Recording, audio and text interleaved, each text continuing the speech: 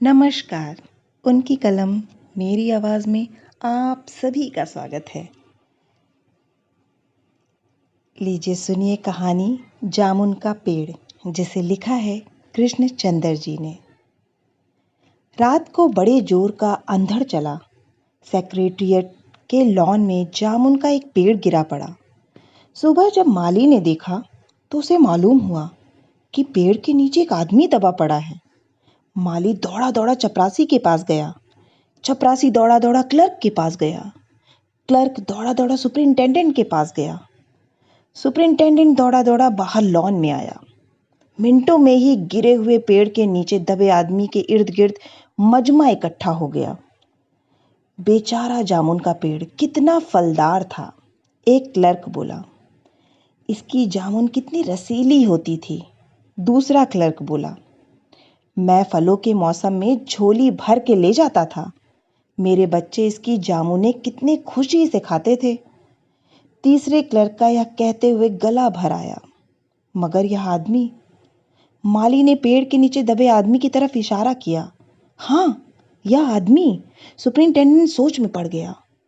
पता नहीं जिंदा है कि मर गया। एक चपरासी ने पूछा, मर गया होगा। इतना भारी तना जिसकी पीठ पर गिरे वह बच कैसे सकता है? दूसरा चपरासी बोला, नहीं, मैं जिंदा हूं। दबे हुए आदमी ने बमुश्किल कराहते हुए कहा, जिंदा है? एक क्लर्क ने हैरत से कहा, पेड़ को हटाकर इसे निकाल लेना चाहिए। माली ने मशविरा दिया। मुश्किल मालूम होता है। एक काहिल और मोटा चपरासी बोला, पेड़ का तना बहुत भारी और वजनी है। क्या मुश्किल है? माली बोला, अगर सुपरिंटेंडेंट साहब हुक्म दें तो अभी 15-20 माली, चपरासी और क्लर्क जोर लगा के पेड़ के नीचे दबे आदमी को निकाल सकते हैं। माली ठीक कहता है। बहुत से क्लर्क एक साथ बोल पड़े, लगाओ जोर, हम तैयार हैं। एकदम बहुत से लोग पेड़ को काटने पर तैयार हो गए। ठहरो, सुपरिंटेंडेंट बोला, मैं अंडर सेक्रेटरी से मशविरा कर लूं। सुपरिंटेंडेंट अंडर सेक्रेटरी के पास गया। अंडर सेक्रेटरी डिप्टी सेक्रेटरी के पास गया। डिप्टी सेक्रेटरी ज्वाइंट सेक्रेटरी के पास गया। ज्वाइंट सेक्रेटरी चीफ सेक्रेटरी के पास गया। चीफ सेक्रेटरी ने ज्वाइंट सेक्रेटरी से कुछ कहा। ज्वाइंट सेक्रेटरी ने डिप्टी सेक्रेटरी से कहा। डिप्टी सेक्रेटरी ने अंडर सेक्रेटरी से कहा। फाइल चलती रही। इसी में आधा दिन गुजर गया। दोपहर को खाने पर दबे हुए आदमी के इर्द गिर्द बहुत भीड़ हो गई। लोग तरह तरह की बातें कर रहे थे। कुछ मनचले क्लर्कों ने मामले को अपने हाथ में लेना चाहा। वह हुकूमत के फैसले का इंतजार किए बगैर पेड़ को खुद से हटाने की तैयारी कर रहे थे कि इतने में सुपरिंटेंडेंट फाइल लिए भागा भागा आया। बोला, हम लोग खुद से इस पेड़ को यहाँ से नहीं हटा सकते। हम लोग वाणिज्य विभाग के कर्मचारी हैं और यह पेड़ का मामला है। पेड़ कृषि विभाग के तहत आता है, इसलिए मैं इस फाइल को अर्जेंट मार्क करके कृषि विभाग को भेज रहा हूँ। वहां से जवाब आते ही इसको हटवा दिया जाएगा। दूसरे दिन कृषि विभाग से जवाब आया कि पेड़ हटाने की जिम्मेदारी तो वाणिज्य विभाग की ही बनती है। यह जवाब पढ़कर वाणिज्य विभाग को गुस्सा आ गया। उन्होंने फौरन लिखा कि पेड़ों को हटवाने या ना हटवाने की जिम्मेदारी कृषि विभाग की ही है। वाणिज्य विभाग का इस मामले से कोई ताल्लुक नहीं है। दूसरे दिन भी फाइल चलती रही। शाम को जवाब आ गया, हम इस मामले को हॉर्टिकल्चर विभाग को सुपुर्द कर रहे हैं, क्योंकि यह एक फलदार पेड़ का मामला है और किस कृषि विभाग सिर्फ अनाज और खेतीबाड़ी के मामलों में फैसला करने का हक रखता है। जामुन का पेड़ एक फलदार पेड़ है, इसलिए पेड़ हॉर्टिकल्चर विभाग के अधिकार क्षेत्र में आता है। रात को माली ने दबे हुए आदमी को दाल भात खिलाया। हालांकि लॉन के चारों तरफ पुलिस का पहरा था कि कहीं लोग कानून को अपने हाथ में लेकर पेड़ को खुद से हटाने की कोशिश न करें। मगर एक पुलिस कांस्टेबल को रहम आ गया और उसने माली को दबे हुए आदमी को खाना खिलाने की इजाजत दे दी। माली ने दबे हुए आदमी से कहा, तुम्हारी फाइल चल रही है, उम्मीद है कि कल तक फैसला हो जाएगा। दबा हुआ आदमी कुछ न बोला।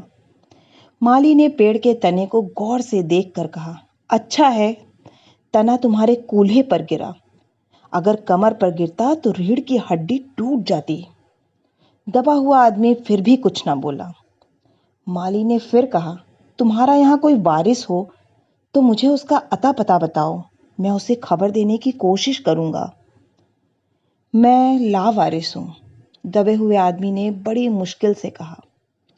माली अफसोस जाहिर करता हुआ वहां से हट गया। तीसरे दिन हॉर्टिकल्चर विभाग से जवाब आ गया।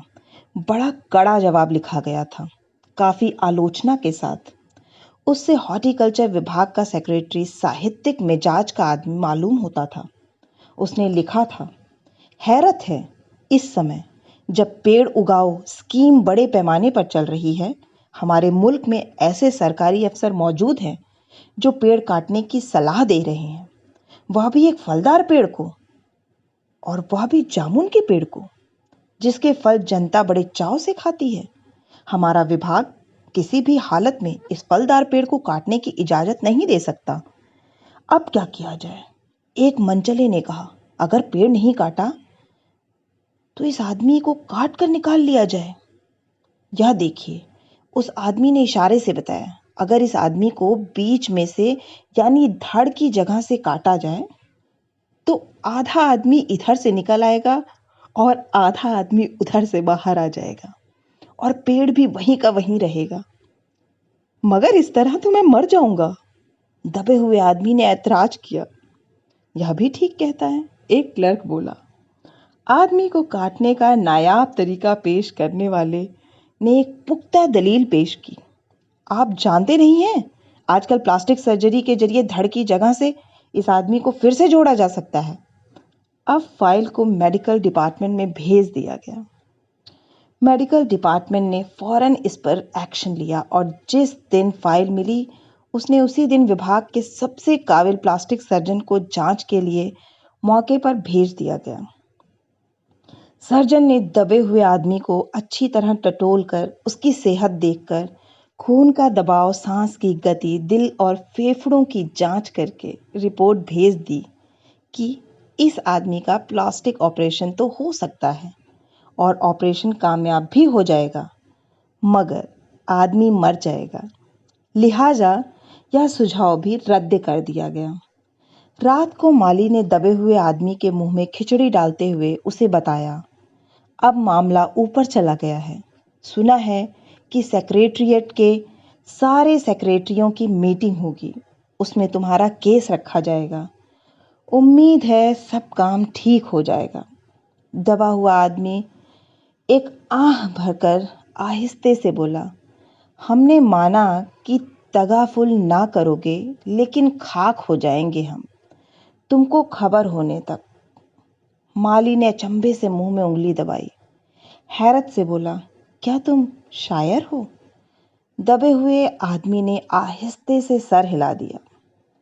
दूसरे दिन माली ने चपरासी को बताया। चपरासी ने क्लर्क को और क्लर्क ने हेड क्लर्क को। थोड़ी ही देर में सेक्रेटरिएट में यह बात फैल गई कि दबा हुआ आदमी शायर है। बस फिर क्या था, लोग बड़ी संख्या में शायर को देखने के लिए आने लगे।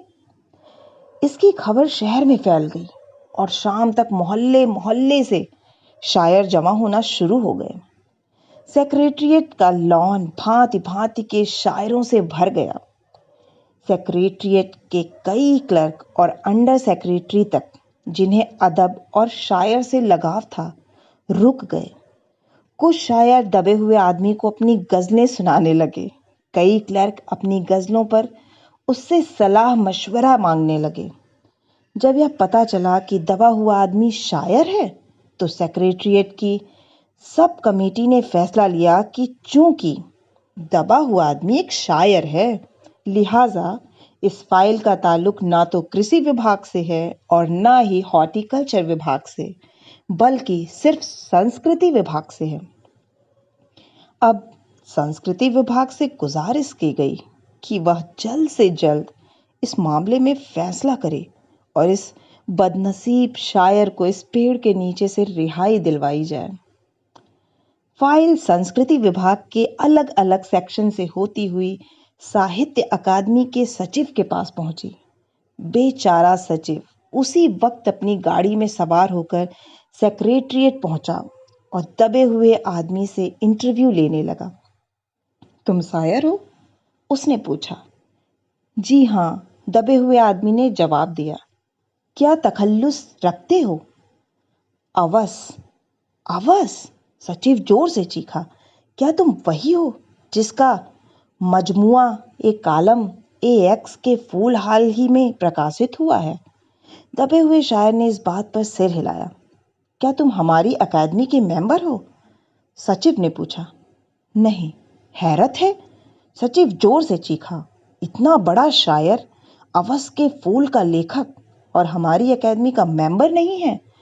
उफ उफ, कैसी गलती हो गई हमसे। कितना बड़ा शायर और कैसे गुमनामी के अंधेरे में दबा पड़ा है। गुमनामी के अंधेरे में नहीं, बल्कि एक पेड़ के नीचे दबा हुआ है।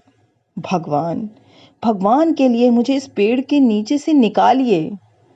अभी बंदोबस्त करता हूँ, सचिव फौरन बोला, और फौरन जाकर उसने अपने विभाग में रिपोर्ट पेश की। दूसरे दिन सचिव भागा भागा शायर के पास आया और बोला, मुबारक हो, मिठाई खिलाओ। हमारी सरकारी अकादमी ने तुम्हें अपने साहित्य समिति का सदस्य चुन लिया है। ये लो ऑर्डर की कॉपी। मगर मुझे इस पेड़ के नीचे से तो निकालो, दबे हुए आदमी ने कराह कर कहा। उसकी सांस बड़ी मुश्किल से चल रही थी और उसकी आंखों से मालूम होता था कि वह बहुत कष्ट में है। यह हम नहीं कर सकते, सचिव ने कहा। जो हम कर सकते थे वह हमने कर दिया। बल्कि हम तो यहाँ तक कर सकते हैं कि अगर तुम मर जाओ तो तुम्हारी बीवी को पेंशन दिला सकते हैं। अगर तुम आवेदन दो तो हम यह भी कर सकते हैं। मैं अभी जिंदा हूँ, शायर रुक रुक कर बोला। मुझे जिंदा रखो, मुसीबत यह है, सरकारी अकादमी का सचिव हाथ मलते हुए बोला। हमारा विभाग सिर्फ संस्कृति से ताल्लुक रखता है। आपके लिए हमने वन विभाग को लिख दिया है, अर्जेंट लिखा है। शाम को माली ने आकर दबे हुए आदमी को बताया कि कल वन विभाग के आदमी आकर इस पेड़ को काट देंगे और तुम्हारी जान बच जाएगी। माली बहुत खुश था। हालांकि दबे हुए आदमी की सेहत जवाब दे रही थी, मगर वह किसी न किसी तरह अपनी जिंदगी के लिए लड़े जा रहा था। कल तक, सुबह तक, किसी न किसी तरह उसे जिंदा रहना है। दूसरे दिन जब वन विभाग के आदमी आरी कुल्हाड़ी लेकर पहुंचे तो उन्हें पेड़ काटने से रोक दिया गया। मालूम हुआ कि विदेश मंत्रालय से हुक्म आया है कि इस पेड़ को न काटा जाए। वजह यह थी कि इस पेड़ को 10 साल पहले पिटोनिया के प्रधानमंत्री ने सेक्रेटरिएट के लॉन में लगाया था। अब यह पेड़ अगर काटा गया तो इस बात का पूरा अंदेशा था कि पिटोनिया सरकार से हमारे संबंध हमेशा के लिए बिगड़ जाएंगे। मगर एक आदमी की जान का सवाल है, एक क्लर्क गुस्से से चिल्लाया। दूसरी तरफ दो हुकूमतों के ताल्लुकात का सवाल है। दूसरे क्लर्क ने पहले क्लर्क को समझाया, और यह भी तो समझ लो कि पिटोनिया सरकार हमारी सरकार को कितनी मदद देती है। क्या हम इनकी दोस्ती की खातिर एक आदमी की जिंदगी को भी कुर्बान नहीं कर सकते? शायर को मर जाना चाहिए। बिल्कुल, अंडर सेक्रेटरी ने सुपरिंटेंडेंट को बताया। आज सुबह प्रधानमंत्री दौरे से वापस आ गए हैं। आज 4 बजे विदेश मंत्रालय इस पेड़ की फाइल उनके सामने पेश करेगा। वो जो फैसला देंगे वही सबको मंजूर होगा। शाम 4 बजे खुद सुपरिंटेंडेंट शायर की फाइल लेकर उसके पास आया। सुनते हो? आते ही खुशी से फाइल लहराते हुए चिल्लाया, प्रधानमंत्री ने पेड़ को काटने का हुक्म दे दिया है और इस मामले की सारी अंतर्राष्ट्रीय जिम्मेदारी अपने सिर पर ले ली है। कल यह पेड़ काट दिया जाएगा और तुम इस मुसीबत से छुटकारा पालोगे।